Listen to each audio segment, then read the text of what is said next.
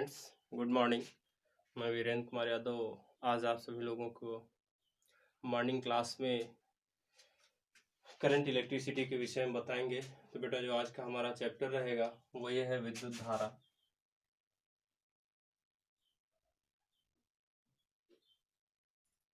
विद्युत धारा इंग्लिश में बेटा इसे बोला जाता है करंट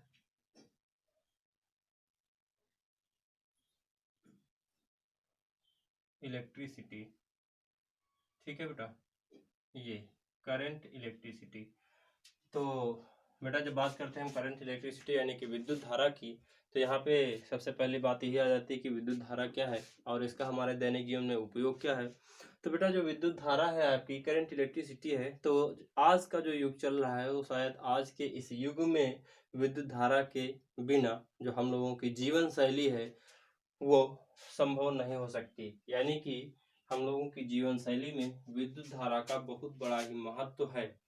ठीक है, यानी कि विद्युत धारा के बिना हम लोगों की जीवन शैली संभव नहीं हो सकती है। ठीक है, तो इस अध्याय में बेटा हम जो है आप लोगों को विद्युत धारा और विद्युत धारा से संबंधित कुछ जो तथ्य हैं उन तथ्यों के विषय में बात करेंगे। ठीक है, तो और दूसरी बात ये है, चलिए देखते हैं बेटा यहाँ पे।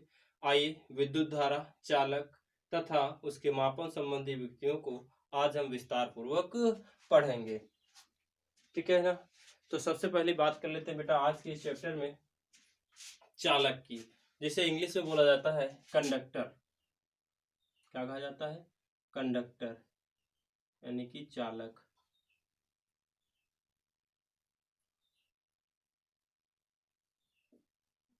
जी, अब बेटा कंडक्टर क्या होता है? देखिए, आपने जो है पिछली कक्षाओं में जो हमारे पॉलिटेक्निक के स्टूडेंट्स हैं वो तो बेटा फर्स्ट ईयर में भी पढ़े होंगे, इंटर में भी पढ़े होंगे, हाई स्कूल में भी पढ़े होंगे। ठीक है ना, और उससे पहले की क्लासों में भी पढ़े होंगे चालक क्या होते हैं, सुचालक क्या होते हैं, कुचालक क्या होते हैं, अर्धचालक क्या होते हैं। ठीक है ना, तो बस उसी के विषय में आज हम फिर थोड़ा सा बात कर लेते हैं, क्योंकि जो चैप्टर हमने स्टार्ट किया है वो हमारा है करंट इलेक्ट्रिसिटी यानी कि विद्युत धारा। इस विद्युत धारा चैप्टर में से हमारा आज का पहला टॉपिक है चालक, यानी कि चालक क्या होते हैं। तो ये तो बेटा सिंपल सी बात है, सभी लोगों को मालूम होना चाहिए, यानी कि ऐसे पदार्थ जिनमें मुक्त इलेक्ट्रॉन होते हैं या मुक्त इलेक्ट्रॉनों का प्रवाह होता है वे चालक कहलाते हैं। ठीक है, क्योंकि किसी भी चालक में धारा का प्रवाह इलेक्ट्रॉनों के माध्यम से ही होता है और वो मुक्त इलेक्ट्रॉन होते हैं। और सुन में आ रही, अगर चालक में यानी कि जो आपका पदार्थ है उसमें मुक्त इलेक्ट्रॉन नहीं है तो फिर करंट इलेक्ट्रिसिटी यानी कि विद्युत धारा का प्रवाह संभव नहीं होगा, यानी कि विद्युत धारा प्रवाहित नहीं की जा सकती है। ठीक है ना, तो बात हो गई। यानी कि फिर से हम बोले देते हैं, एक बार आप ध्यान से सुन लीजिए। यानी कि वे पदार्थ जिनमें मुक्त इलेक्ट्रॉनों की संख्या अधिक होती है तथा जो विद्युत धारा को प्रवाहित करने में सक्षम होते हैं चालक कहलाते हैं। चालकों को विद्युत प्रतिरोधकता अत्यंत कम होती है। एग्जाम्पल के तौर पर हम देख रहे हैं सभी धातुएं आ जाती हैं। फिर बात आ जाती है कुचालक, यानी कि कुचालक क्या होते हैं बात कर लेते हैं हम कुचालक की, कि बेटा कुचालक क्या होते हैं। अच्छा, अब कुचालक की अगर अंग्रेजी में बात की जाए तो कुचालक को इंग्लिश में क्या कहते हैं? इंसुलेटर बोला जाता है। क्या बोला जाता है? इंसुलेटर।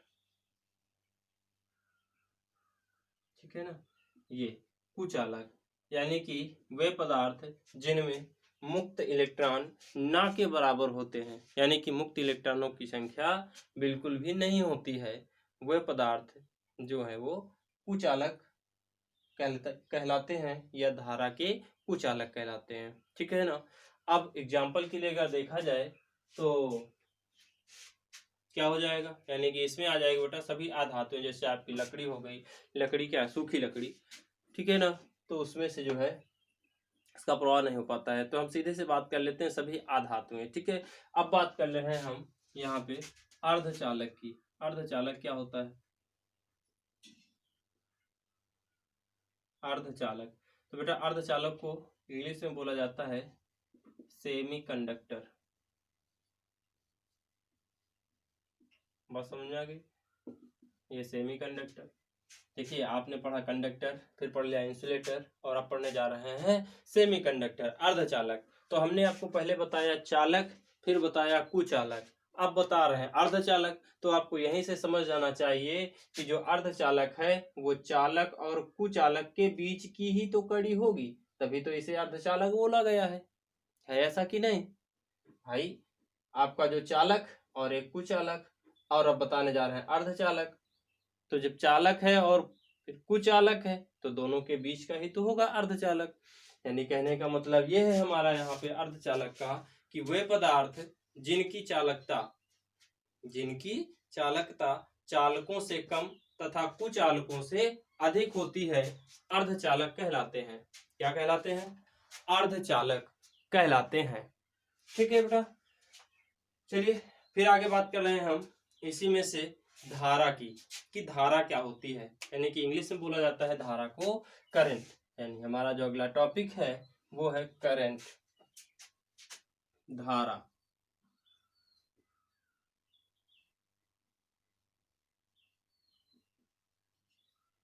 ठीक, तो बेटा धारा को आपने हाई स्कूल में भी पढ़ा होगा, इंटर में भी पढ़ा होगा, ठीक है। और अब जब आप पॉलिटेक्निक कर रहे हैं तो पॉलिटेक्निक में भी आपको पढ़ना है, ठीक है।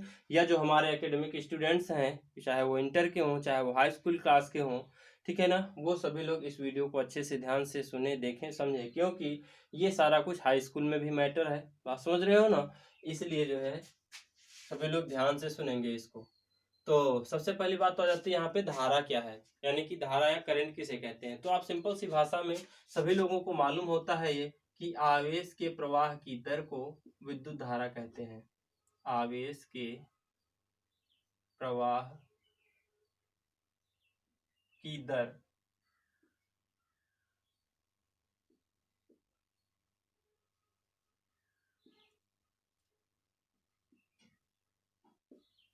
धारा कहलाती है। अब आवेश के प्रवाह की दर धारा कहलाती है। अब बेटा यहाँ से यदि हम मान लें कि माना किसी चालक से t सेकेंड में q कूलाम आवेश प्रवाहित होता है, तो इकाई समय में प्रवाहित आवेश की विद्युत धारा कहते हैं।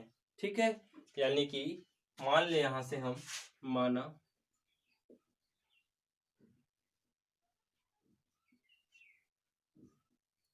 किसी चालक में, ये लिखो, माना किसी चालक से t सेकेंड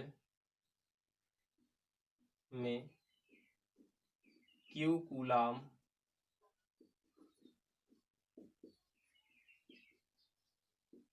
आवेश प्रवाहित होता है तो 1 सेकेंड में प्रवाहित विद्युत धारा, तो 1 सेकेंड में प्रवाहित विद्युत धारा, ठीक है ना। या आप इसको ये भी कह सकते हो, तो 1 सेकेंड में प्रवाहित होने वाला आवेश विद्युत धारा कहलाता है। आप समझ रहे हो ना, प्रवाहित होने वाले आवेश, ये लिख लो, 1 सेकेंड में प्रवाहित होने वाले आवेश को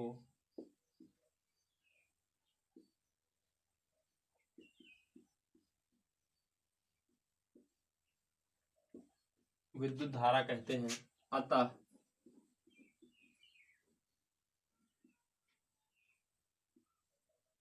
विद्युत धारा यानी क्या होता है, I बराबर Q अपान T, ठीक है ना। जहाँ I को विद्युत धारा, Q आवेश, T समय, और समझ में आ गई ना।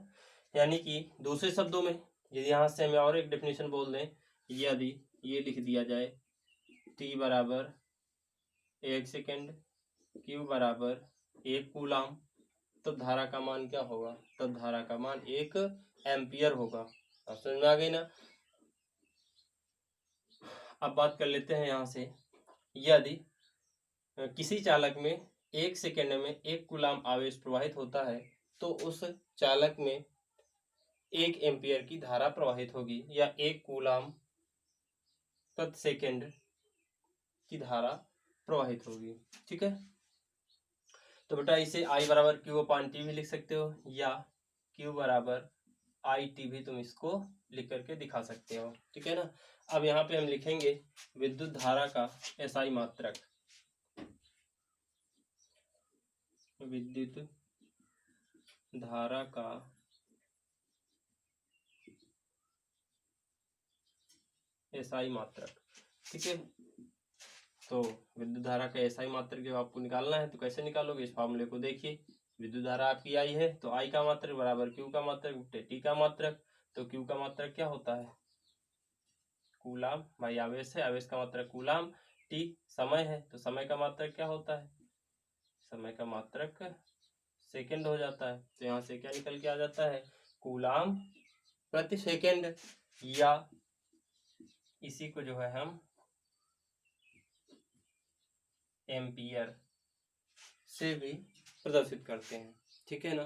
फिर अगर यहाँ से विमीय सूत्र की बात की जाए तो विमीय सूत्र जो है वो ए हो जाता है। ठीक है, लिखेंगे क्या हम, एम्पियर को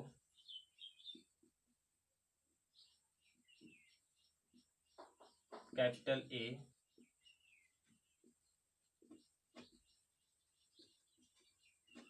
से प्रदर्शित करते हैं। ठीक है ना। एक नोट पॉइंट हो जाता है आपका, यहाँ से नोट पॉइंट ये होगा, विद्युत धारा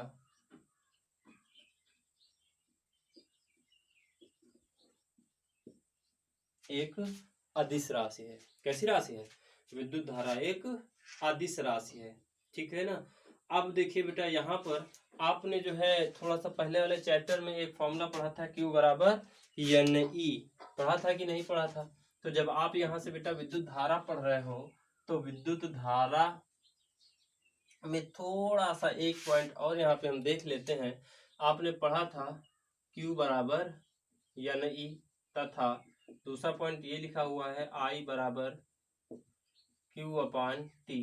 तो दूसरे शब्दों में इसको जो है हम ऐसे नहीं लिख सकते हैं क्या, या Q बराबर आई टी। अब देखो बेटा, ये फर्स्ट समीकरण और ये सेकंड समीकरण अगर कंबाइन कर दिया जाए फर्स्ट और सेकंड समीकरण इक्वेशन को, तो यहाँ से लिखेंगे हम from the equation first and second, from the equation first and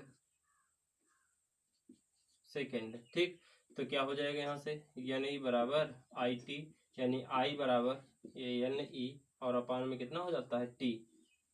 तो दूसरा फॉर्मूला बन करके आपको यहाँ से तैयार हो जाता है अगर कोई न्यूमेरिकल आ जाता है सॉल्व करने के लिए।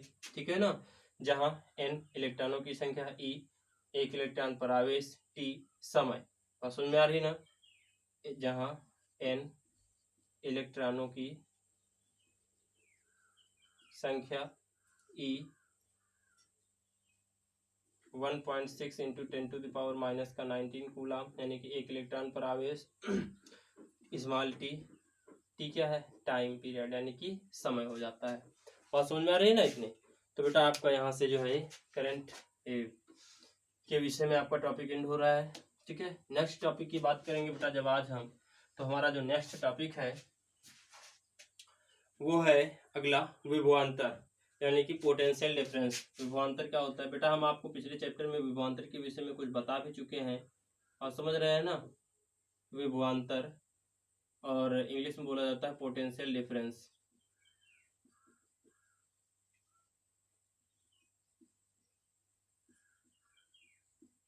ठीक, विभवांतर देखिए बेटा, मान लीजिए यहाँ पे कोई दो बिंदु है आपके, पहला बिंदु ए है, दूसरा बिंदु बी है। अब इस बिंदु बी से कोई क्यू आवेश है, इसको बिंदु ए तक लाने में यदि डब्ल्यू जूल कार्य करना पड़ता है, कितना कार्य करना पड़ता है, डब्ल्यू जूल कार्य करना पड़ता है। तो यहाँ से विभवांतर हो जाता है V equal to W upon Q. ठीक है, तो बेटा विभवांतर की डेफिनेशन निकल के आ जाती है यहाँ पर, यदि किसी चालक के एक सिरे से दूसरे सिरे तक प्लस क्यू आवेश ले जाने में W जूल कार्य करना पड़ता है तो उस कार्य तथा चालक के आवेश के अनुपात को हम विभवांतर कहते हैं। ठीक है ना। देखिए दूसरे शब्दों में फिर इसको हम आपको बताते चलते हैं, आप इसको सुन लीजिए कि यानी कि विभवांतर वह कारक है जिसके कारण इलेक्ट्रॉन का प्रवाह चालक के एक सिरे से दूसरे सिरे की ओर होता है, विभवांतर कहलाता है। तो समझ में आ गई ना आया हो समझ में तो फिर हम आपको बता दें, यानी कि विभवांतर वह कारक है जिसके कारण किसी चालक में इलेक्ट्रॉनों का प्रवाह एक स्थान से दूसरे स्थान तक होता है, विभवांतर कहलाता है। इसे V से प्रदर्शित करते हैं। कैसे प्रदर्शित करते हैं? V से प्रदर्शित करते हैं। फिर बात करेंगे बेटा यहाँ से अब हम V की मात्रक यानी कि विभवांतर का SI मात्रक क्या होता है। विभवांतर का SI मात्रक, ठीक है। तो विभवांतर का SI मात्रक यहीं से आप निकाल लीजिए। तो कार्य का मात्रक जूल और आवेश का मात्रक कूलाम, यानी कि निकल के आ जाता है जूल प्रति कूलाम, या इसे आप वोल्ट कह सकते हो। इतनी बात समझ में आ गई। आप देखिए बेटा इसके बाद नेक्स्ट स्टेप में हम क्या करेंगे, अब इसका जो है यूनिट निकाल लेंगे। यूनिट का मतलब डायमेंशन फॉर्मूला।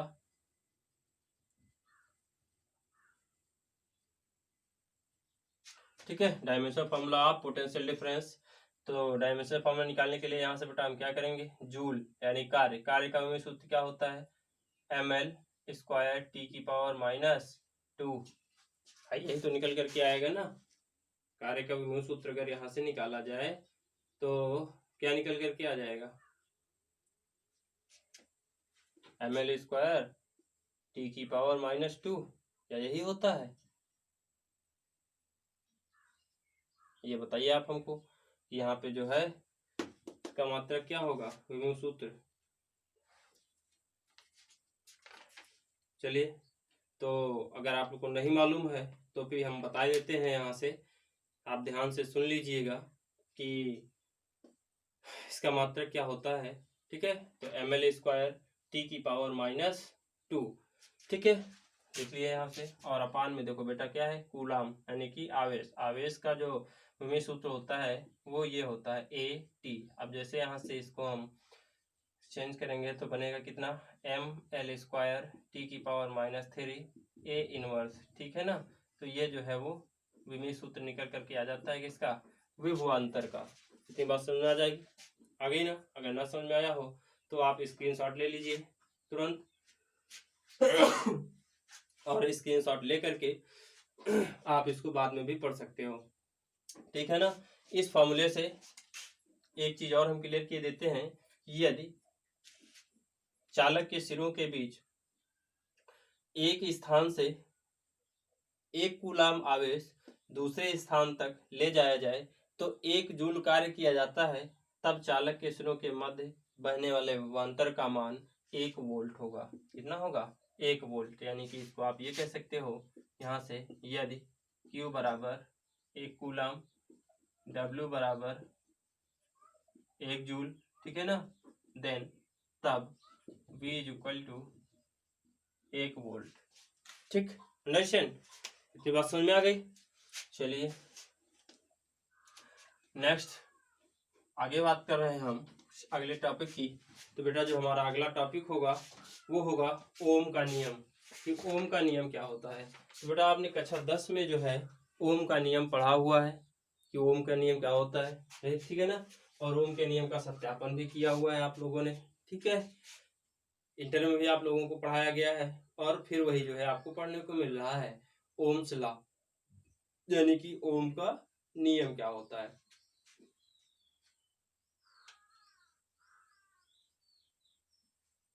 ठीक है ना। देखो टॉपिक है हमारा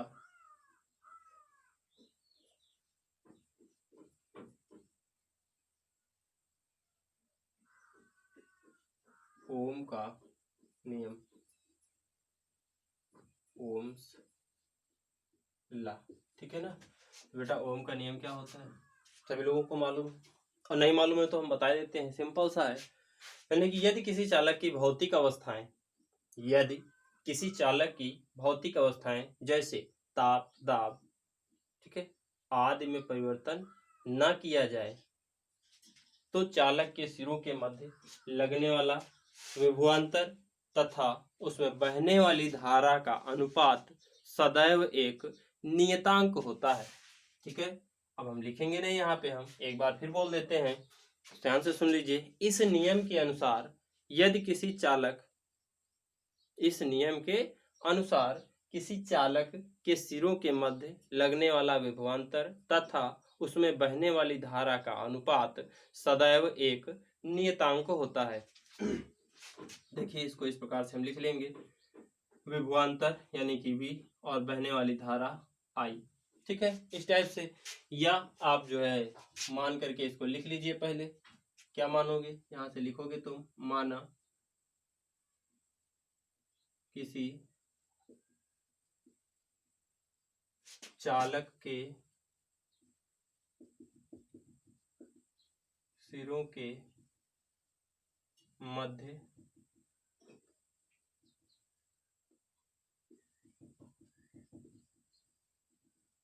लगने वाला विभवांतर V तथा उसमें बहने वाली धारा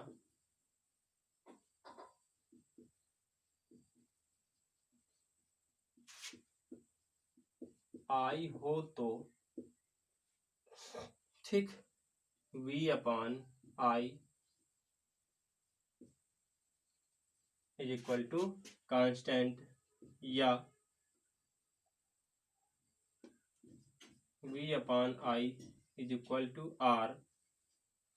ठीक, इसे लिख सकते हो। फिर या V is equal to I R। ठीक, जहां R एक समानुपाती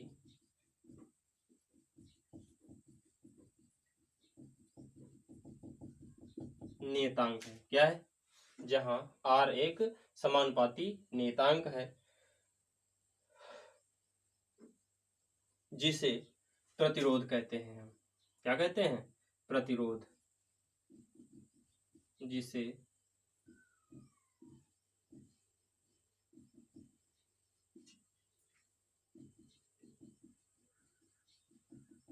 प्रतिरोध कहते हैं। ठीक है ना, तो बेटा ओम का नियम तो यहां से ये हो जाता है।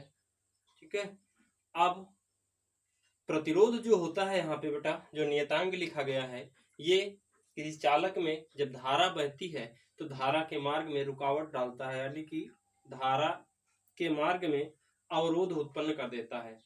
ठीक है, तो चलिए बात कर लेते हैं बेटा। यहाँ से हम मान लें, यदि किसी चालक में ये विभवांतर, सिरों के मध्य विभवांतर V था और धारा I बह रही थी, तो जब हम बेटा विभवांतर और धारा के मध्य ग्राफ खींचते हैं तो हमें एक सरल रेखा प्राप्त होती है। क्या प्राप्त होती है, एक सरल रेखा प्राप्त होती है। ठीक, इस टाइप से ग्राफ खींचते हैं तो ये हो जाती है, हमें सरल रेखा प्राप्त होती है। बात समझ रहे हैं ना, ये हो जाता है सरल रेखा प्राप्त होकर के। तो बेटा आप जब यहां से हम देखो प्रतिरोध की डेफिनेशन कैसे देंगे, प्रतिरोध की डेफिनेशन कैसे देंगे, यानी कि पदार्थ का वह गुण जो धारा के बहने का विरोध करता है। क्या करता है, जो धारा के बहने का विरोध करता है, प्रतिरोध कहलाता है।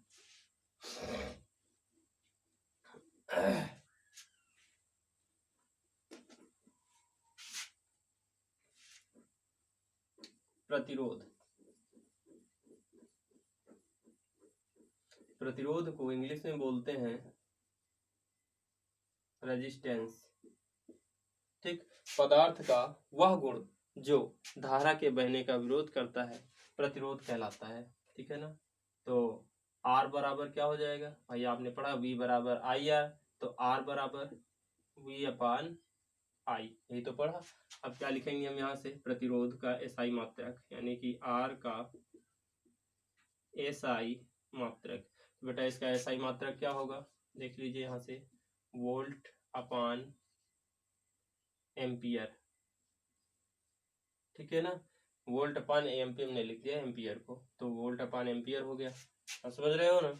अगर वोल्ट अपॉन एम्पियर नहीं लिख रहे हो तो ये जो है ओम भी हो जाता है, OHM, ओम। अगर इसका प्रतीक होता है ग्रीक अक्षर ये ओम, इसे प्रदर्शित कर देते हैं। बात समझ में आ गई ना इतनी सी। अब बेटा इसके बाद फिर डायमेंशन फार्मूले की बात करेंगे। तो प्रतिरोध का डायमेंशन फार्मूला क्या होता है ये भी आप देख सकते हो यहाँ से। तो लिखोगे यहाँ से डायमेंशन फार्मूला ऑफ रेजिस्टेंस,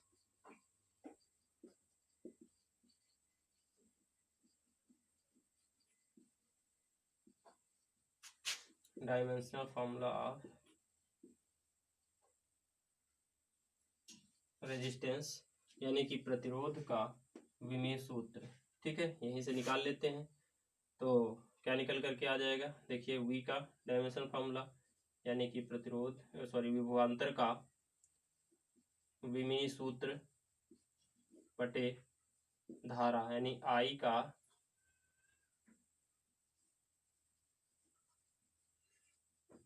विमीय सूत्र, और इस साइड इधर ये क्या हो जाएगा आर का विमीय सूत्र। ये तो आपको निकालना ही है। बात समझ में आ गई इतनी सी। अब देखिए बेटा जब इतना आप कर रहे हो तो उसके बाद अभी आपने निकाला था विभवांतर का विमीय सूत्र और एक एम्पियर का हमने बताया ही था यानी कि धारा का। तो क्या निकल करके आ जाएगा mL² T⁻³ A इनवर्स और अपान में भी A हो जाएगा, ठीक है ना। तो इसको जैसे आप सॉल्व करोगे और तो यहाँ से निकल करके आ जाता है कितना mL² T⁻³ A⁻²। बात समझ रहे हो, ये आ जाता है रेजिस्टेंस का डायमेंशन फार्मूला निकल करके, ठीक है। अब जो है इसी में बेटा जो है प्रतिरोध का व्युत्क्रम जो है वो चालकता कहलाती है। अगर बात किया जाए यहाँ पे यानी कि चालकता क्या होती है, जिसे कंडक्टिविटी या कंडक्टेंस कहते हैं, ठीक है ना। तो चालकता को हम जी से प्रदर्शित करते हैं और ये प्रतिरोध के व्युत्क्रम होती है। जो चालकता होती है वो प्रतिरोध का व्युत्क्रम यानी कि प्रतिरोध का उल्टा यानी कि G = 1/R।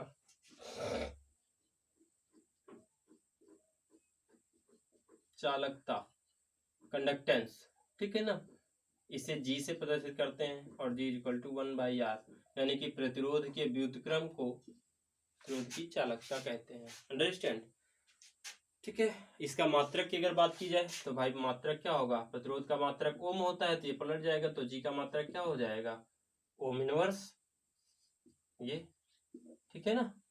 ओम इनवर्स लिख लिया जाएगा इसको यहाँ से। अब प्रतिरोध का कारण क्या होता है,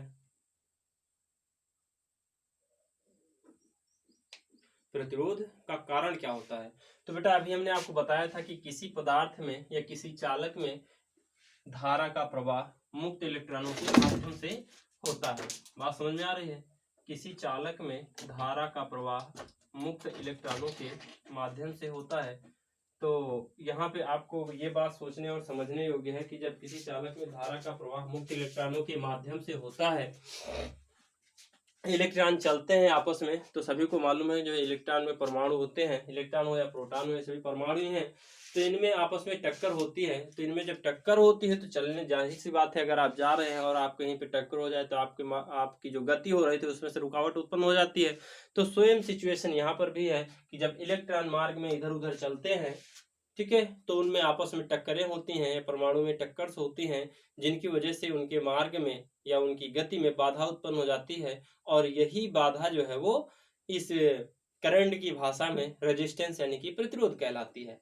अंडरस्टैंड, इतनी बात समझ में आ गई, ठीक है। एक बहुत बड़े वैज्ञानिक थे जिनका नाम था गेओर्ग साइमन ओम ने चालक के विद्युत प्रतिरोध की गणना के संबंध में एक नियम दिया जिसे हम ओम का नियम कहते हैं, ठीक है ना। अभी आपने ओम का नियम पढ़ा है ना।